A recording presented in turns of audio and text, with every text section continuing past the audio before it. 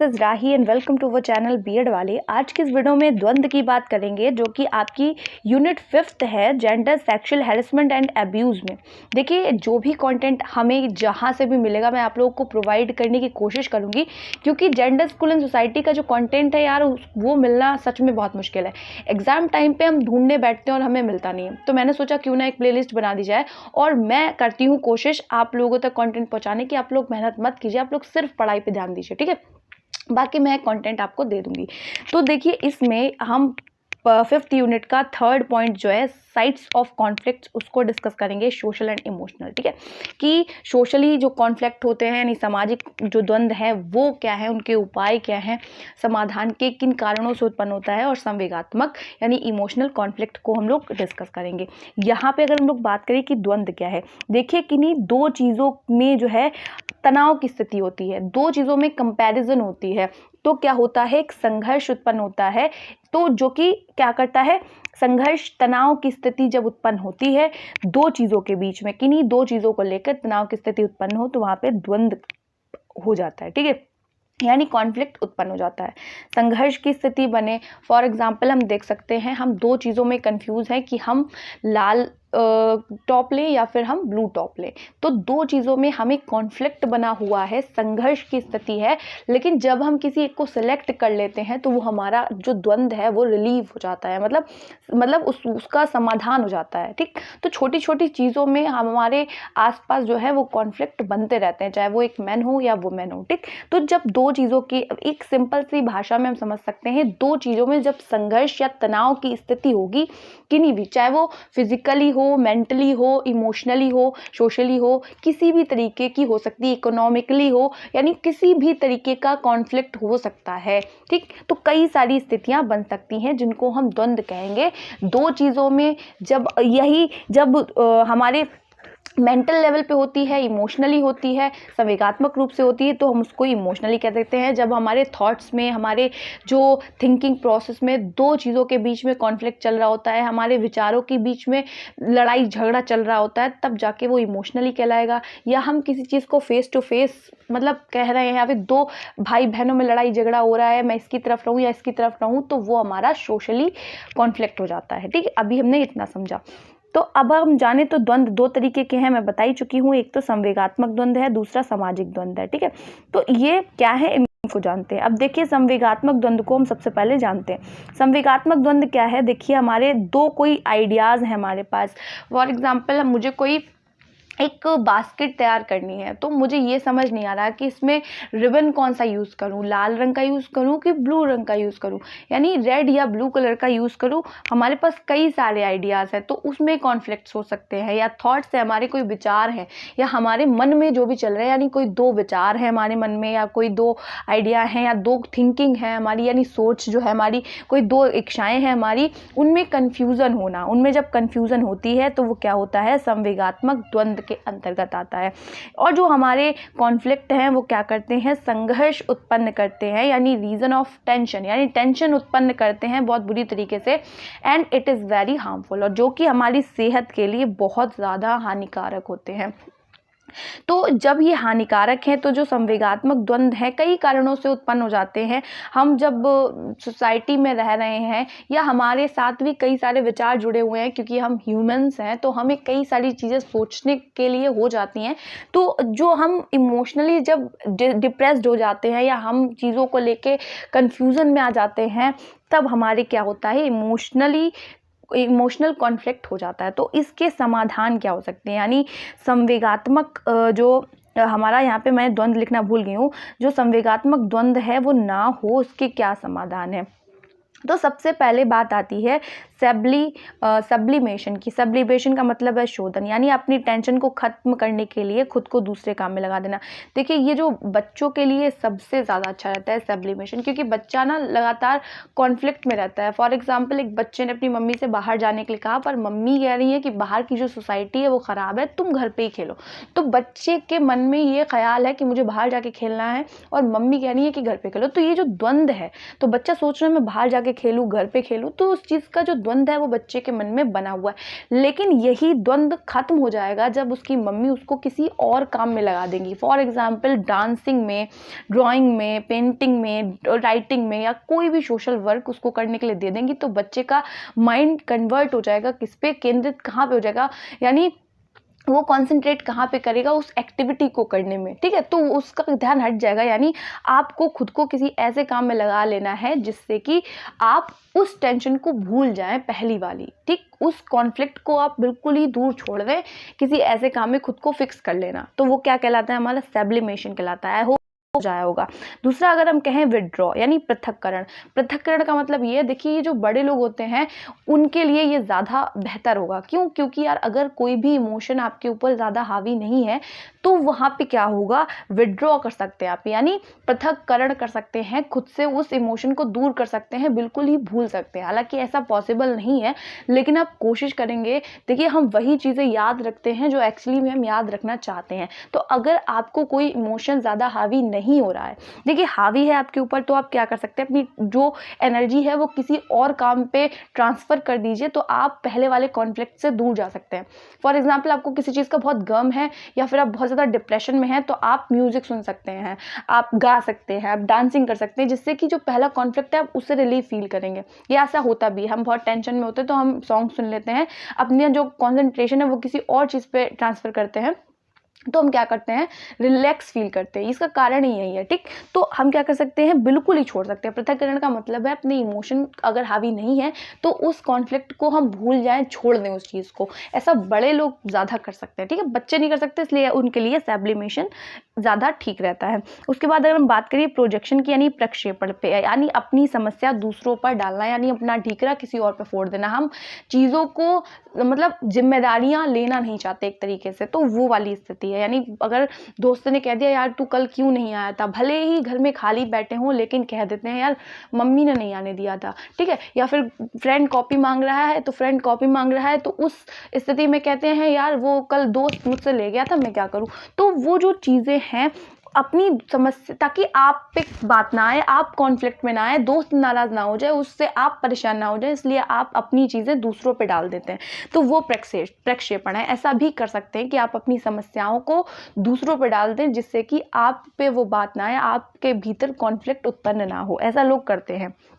फिर अगर बात करें, भला ही दूसरा डिप्रेशन में चला जाए लेकिन खुद नहीं आना चाहिए, ऐसा प्रक्षेपण के द्वारा होता है। ठीक, और मतलब उसके सामने नहीं कहना, लेकिन हाँ पीछे उसका नाम लगा के दूसरे के ऊपर ठीकरा फोड़ देना क्या कहता है, यानी अपनी समस्याओं को दूसरों पर डालना हमारा प्रोजेक्शन कहलाता है। उसके बाद डिपेंडेंस की बात करें, यानी किसी ऐसे व्यक्ति के पास जाना जिसका दृष्टिकोण आपके लिए महत्वपूर्ण हो। यानी हम कह सकते हैं किसी का पॉइंट ऑफ व्यू आपको अच्छा लगता हो, जिसकी बातें सुन के आपको रिलैक्स फील होता हो। हम देखते हैं कि हम बहुत ज़्यादा डिप्रेशन में चले जाते हैं, हम पढ़ाई करते करते हम थक जाते हैं, हमारा मोटिवेशन लेवल कम होने लगता है, तो हम किसी की वीडियो देखते हैं। आप सबसे ज़्यादा जिससे भी इंस्पायर होते हैं उनकी वीडियो को देखते हैं, तो जिससे क्या होता है, जब आप मोटिवेशन की जो वीडियोस ओपन करते हैं तो आप किसी ऐसे व्यक्ति को देखना चाहते हैं जिससे कि आपका मोटिवेशन लेवल हाई हो जाए। फॉर एग्जांपल हम संदीप माहेश्वरी जी का ले सकते हैं, तो उसमें जब हम उनको देखते हैं तो हमें एक अलग ही एनर्जी आती है, तो उनका पॉइंट ऑफ व्यू हमें अच्छा लगता है। ठीक है, तो जब पॉइंट ऑफ व्यू अच्छा लगता है, उनका दृष्टिकोण अच्छा लगता है, तो ऐसी स्थिति में डिपेंडेंस का मतलब हम उन पर आश्रित हैं। तो जब हम आश्रित हैं, किसी का पॉइंट ऑफ व्यू अच्छा लगता है, तो वहाँ जाके भी अपना जो द्वंद्व है, जो हमारा फ्रस्ट्रेशन है, उसको रिलीव कर सकते हैं, रिलैक्स फील कर सकते हैं। तो इस तरीके से हम 4 ये जो समाधान है उनका यूज कर सकते हैं अपना जो हमारा इमोशनल जो कॉन्फ्लिक्ट है उसको दूर करने के लिए। तो चलिए अब हम लोग देखते हैं जो सामाजिक द्वंद्व है वो क्या है। सामाजिक द्वंद्व को समझें तो किन्हीं 2 संस्थाओं के बीच में, किन्हीं 2 लोगों के बीच में, या हम कह सकते हैं 2 क्लासेस, 2 ग्रुप्स के बीच में हो, तो उनको हम क्या कहते हैं, सामाजिक द्वंद्व कहते हैं। ठीक, तो सोशल कॉन्फ्लिक्ट आप समझ ही पा रहे होंगे कि जो हिंदू मुस्लिम लड़ रहे हैं या 2 क्लासेस लड़ रहे हैं, या फिर क्लास में हम कह सकते हैं कोई क्लास है 2 बच्चों की, ए है और बी है, तो वो आपस में लड़ रहे हैं किसी एक टॉपिक को लेके। जैसे हम लोग वाद विवाद प्रतियोगिता में भी देखते हैं, तो वहाँ पे भी एक तरीके का कॉन्फ्लिक्ट है। ठीक, तो ये सारी चीज़ें हैं। तो उनको 2 भागों में बांट दिया हमने। एक तो हमारा हो गया रियल कॉन्फ्लिक्ट, दूसरा हमारा हो गया रियल कॉन्फ्लिक्ट और हमारा हुआ है इसको कहेंगे इंग्लिश में रियल और इसको कहते हैं आई थिंक बेसिक, हाँ बेसिक कॉन्फ्लिक्ट कहते हैं, जो हमारा मूल संघर्ष है। ठीक है, तो अब हमारा जो वास्तविक जो हमारा संघर्ष है उसको क्या कहेंगे? देखिए, वास्तविक संघर्ष को हम लोग रियल कॉन्फ्लिक्ट कह रहे हैं। तो रियल कॉन्फ्लिक्ट वो है जो फेस टू फेस हम किसी समस्या का सामना करते हैं। फेस टू फेस का मतलब ये है कि हम किसी चीज़ को खुद ऑब्जर्व करते हैं सामाजिक रूप से। फॉर एग्जाम्पल हम कह सकते हैं, एक जो वाइफ है वो लड़ाई झगड़े हो रहे हैं, ठीक है, वाइफ लड़ाई झगड़े हो रहे हैं, तो अब उन्हें ये समझ नहीं आ रहा है कि मैं यहीं रहूं या अपने मायके जाके रहूं। तो वो कॉन्फ्लिक्ट उसने खुद फेस किया है। या एक हस्बैंड है, जब लड़ाई हो रही है तो उनको ये समझ नहीं आ रहा है कि मैं अपनी माँ की तरफ रहूं या अपनी पत्नी की तरफ रहूं। या जो वुमेन है वो ये भी समझ रही है कि मैं घर में रहकर बच्चे का ख्याल रखूं या बाहर जाके जॉब करूं। तो ये क्या है? फेस टू फेस किसी समस्या का सामना करना है। तो जब आप रियल में मतलब वास्तविक रूप से किसी समस्या का सामना करते हैं, तब आपके भीतर जो संघर्ष तनाव की स्थिति बन जाती है, उसी को हम लोग क्या कहते हैं, कहते हैं। ठीक, तो रियल कॉन्फ्लिक्ट को हम समझ चुके हैं। अब हम जानते हैं कि जो बेसिक कॉन्फ्लिक्ट है वो क्या है। देखिए, बचपन से कुछ धारणाओं के कारण जो द्वंद्व पैदा हो जाते हैं, बचपन में ही लड़का लड़की के भेद में आपने या फिर कुछ भी ऐसी जो समस्याएं, ऐसी कुछ चीज़ें आपके भीतर जो है जन्म ले लिया है, ऐसी धारणाओं ने, ये निष्क्रिय है, मतलब आपके भीतर अनकॉन्शियस माइंड में वो चीज़ें जा चुकी हैं, जिससे कि आप क्या कर रहे हैं, आप वैसा ही रिएक्ट कर रहे हैं ना। तो ये क्या है? बेसिक है, पहले से ही बचपन से ही कुछ कॉन्सेप्ट्स, कुछ धारणाएं आपके भीतर डाल दी गई हैं, जो कि आपके भीतर कॉन्फ्लिक्ट, तनाव उत्पन्न कर रही हैं। ठीक, तो अब अगर हम जाने तो सामाजिक द्वंद्व के कारण क्या है, यानी रीजन ऑफ शोषण कॉन्फ्लिक्ट। देखिए, फॉल्टी चाइल्ड रियरिंग यानी गलत पालन पोषण। गलत पालन पोषण से मतलब ये है कि बच्चे का पालन पोषण ऐसी समाज में, ऐसी सोसाइटी में करना जिसमें कि दो जो सोसाइटी है वो अपने आप को बेहतर बताने की कोशिश कर रही हैं। एक सोसाइटी कह रही है कि मैं ज़्यादा बेहतर हूँ, मतलब मेरा समाज तुम्हारे समाज से ज़्यादा बेटर है। तो इसमें बच्चे के मन में कॉन्फ्लिक्ट उत्पन्न होते हैं, एक दूसरे में झगड़े हो रहे हैं। तो क्या है, वहाँ पे गलत तरीके से उसका पालन पोषण हो जाता है। सामाजिक जो द्वंद्व है वहाँ पे उत्पन्न होने के चांसेस बहुत ज़्यादा हैं। ठीक, जो कि जो बेसिक हमारा कॉन्फ्लिक्ट है वो बहुत ही ज़्यादा मतलब प्रभावित करता है बच्चे को, बाद तक जो है उसमें एडजस्ट होने में बहुत ज़्यादा दिक्कत करता है।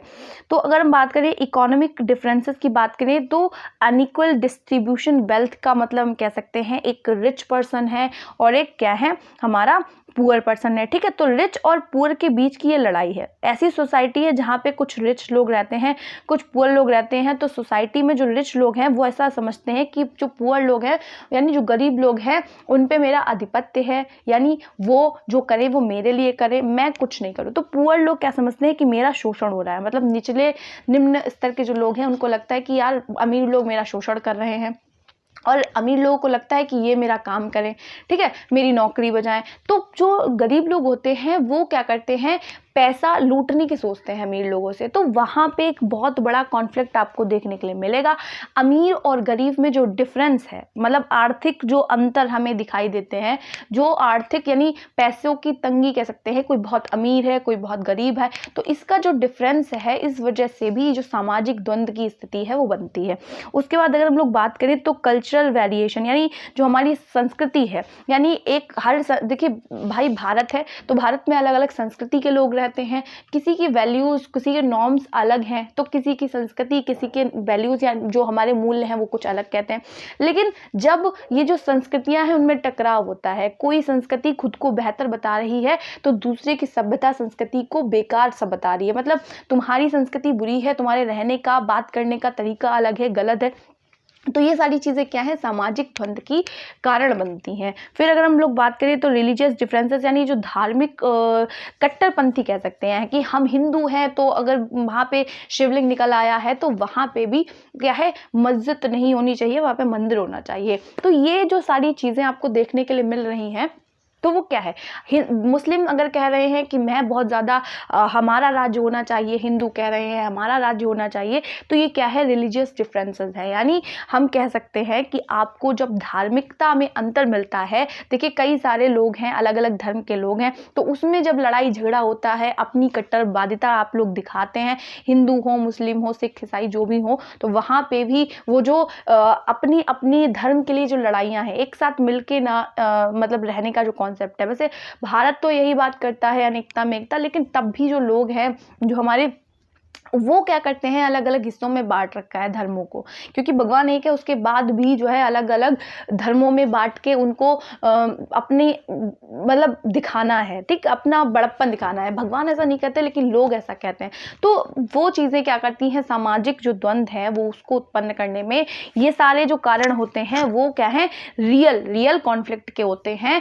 तो बच्चा अगर छोटा है तो वो क्या है, रियल जो हमारे जो बेसिक कॉन्फ्लिक्ट है उसमें आ जाएंगे। यानी बचपन में से ही अगर बच्चे का जो चीज़ें हैं अगर वो ठीक रहेंगी, तो इसमें वही बात जाती है जो हमारा सोशल स्ट्रक्चर है, कि अगर बचपन में ही बच्चे की ऐसी नींव पड़ी है कि उसको अवधारणाओं के बारे में, हिंदू मुस्लिम सिख ईसाई, मुस्लिम से मत बोलो, हिंदू से मत बोलो, या फिर लड़का लड़की में भेद करो, तो इससे क्या है भाई, कॉन्फ्लिक्ट तो उत्पन्न होना बनता है। तो हम कह सकते हैं कॉन्फ्लिक्ट जो सोशल स्ट्रक्चर है कि जो जितने भी चार हैं, यानी these all four makes differences in society, तो ये जितने भी चार हैं वो मिला के सोशल स्ट्रक्चर बनाते हैं। अगर सोशल स्ट्रक्चर बेहतर बन गया है तब तो सोशल कॉन्फ्लिक्ट नहीं होगा, वरना अगर बच्चे का पालन पोषण अच्छा नहीं हो पाया, उसको बचपन से ही जो रूल्स हैं या फिर उसके अंदर जो नेगेटिव जो बातें हैं वो भरी गई हैं या उसने खुद अडेप्ट कर ली हैं, तो क्या होगा, सोशल स्ट्रक्चर अच्छा नहीं होगा। और जो कॉन्फ्लिक्ट है हमारा, सोशल कॉन्फ्लिक्ट है जो कि रियल कॉन्फ्लिक्ट है, और जो हमारा बेसिक कॉन्फ्लिक्ट है, उसको उसके जो जीवन है, उसकी जो लाइफ है, उसको बहुत हद तक प्रभावित करेगा। ठीक, अब हम लोग कुछ और चीज़ों को देखते हैं जिसमें कि हम देखेंगे सामाजिक द्वंद्व ना हो उसके समाधान क्या है। सबसे पहले अगर हम लोग जाने तो अच्छा, इसका एक पार्ट और रह गया, इसका एक पार्ट और रह गया जिसमें अगर हम जाने तो आता है फ्रस्ट्रेशन। ठीक, फ्रस्ट्रेशन, ठीक है, तो फ्रस्ट्रेशन आता है। तो फ्रस्ट्रेशन की अगर हम लोग बात करें, यानी हम कह सकते हैं फ्रस्ट्रेशन क्या होता है, कोई गरीब है तो अगर वो सोसाइटी में जाके कुछ अच्छा करने की कोशिश कर रहा है, लेकिन फिर भी जो लोग हैं उसको दबा रहे हैं, या उसको अच्छा खाना नहीं मिल पा रहा है, इतनी मेहनत के बाद भी अच्छे कपड़े नहीं मिल पा रहे हैं, रहने की जगह नहीं मिल पा रही, उसको शोषित किया जा रहा है, अगर उसको ऐसा लगने लगता है कि उसको शोषित किया जा रहा है, तो उसके अंदर क्या, अग्रेशन की भावना आ जाती है। ठीक, तो उसकी जो थिंकिंग है वो नैरो हो जाती है। ये ऐसा नहीं है कि ये जो गरीब लोग हैं उनके साथ ही हो, अमीरों के साथ भी होता है कि उनको किसी इमोशनली टॉर्चर किया जा रहा है ना, तो वो क्या है, द्वंद्व उत्पन्न करता है। तो सोसाइटी के लिए वो हार्मफुल तो है ही, साथ में उस व्यक्ति के लिए भी हार्मफुल है। तो कॉन्फ्लिक्ट का होना एक अच्छी बात नहीं है, जितनी जल्दी हो सके इसको मतलब कैसे भी करके इसको इसका सोल्यूशन होना चाहिए। ठीक है, चाहे वो इमोशनली हो चाहे वो सोशली हो, इसका सोल्यूशन होना बहुत ज़रूरी है। यानी किसी भी तरीके की आपके अंदर टेंशन तनाव है तो आप किसी से बात करके उसको रिलैक्स फील कर सकते हैं या उसको रिलीव कर सकते हैं। ठीक, तो ये क्या है, फ्रस्ट्रेशन, उसके अंदर एग्रेशन आ जाएगा। कोई गरीब है कोई अमीर, अगर उसको किसी भी तरीके का तनाव है या उसको शोषित किया जा रहा है तो उसकी थिंकिंग नैरो हो जाएगी। या फिर बच्चा भी, उसको अगर हम लोग बहुत बार बार किसी चीज़ के लिए रोक रहे हैं तो उसकी जो थिंकिंग है वो नैरो, छोटी हो जाएगी। तो ये सारी चीज़ें क्या है आपको समझना है, जिससे कि हमारा जो सोशल कॉन्फ्लिक्ट है वो उत्पन्न ना हो।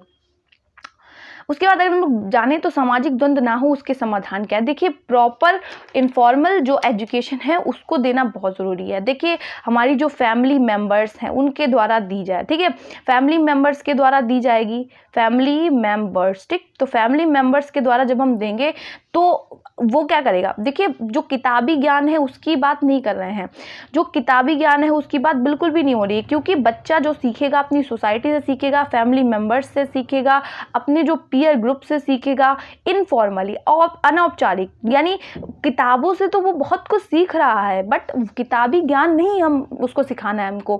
हमको क्या सिखाना है कि बच्चे कैसे लोगों की इज्जत करते हैं, हर संस्कृति, हर कल्चर, हर कास्ट को किस तरीके से, किस नज़रिए से हर धर्म को समान मानते हैं, हर कास्ट को समान मानते हैं। कोई छोटा कोई बड़ा नहीं, कोई गरीब कोई अमीर नहीं। बच्चे के अंदर ये भावना होनी चाहिए, जितना हो सके उसको सोशली इंटरेक्शन करवाने देना चाहिए। उसका सोशल स्ट्रक्चर अच्छा होगा, सामाजिक संरचना उसके माइंड में बेहतर होगी, तो कभी भी सोशल जो कॉन्फ्लिक्ट है वो उत्पन्न नहीं होगा। ठीक है, सामाजिक द्वंद्व कभी भी उत्पन्न नहीं होने वाला। दूसरी अगर हम लोग बात करें तो यहाँ पे आता है इक्वल डिस्ट्रीब्यूशन ऑफ वेल्थ, यानी जो संपत्ति में समान अधिकार है वो सभी को मिलना चाहिए। यानी कोई अमीर नहीं, कोई गरीब नहीं। अमीर और गरीब का फ़र्क जो है वो हमें ख़त्म करना होगा। अमीर और गरीब का जो फ़र्क है और जो लड़का लड़की का फ़र्क है ना, जो फ़र्क है उसको आपको ख़त्म करना पड़ेगा, जिससे कि क्या है, देखिए जॉब में हमें क्या करना है, जॉब में एक समान होना चाहिए कि कोई गरीब है उसकी ऐसा ना हो कि अमीर और गरीब में गरीब और गरीब हो जाए। आजकल तो यही है, गरीब और गरीब होता जा रहा है और अमीर अमीर और अमीर होता जा रहा है। तो हमें क्या करना है, इक्विटी की और इक्वालिटी की बात करनी है।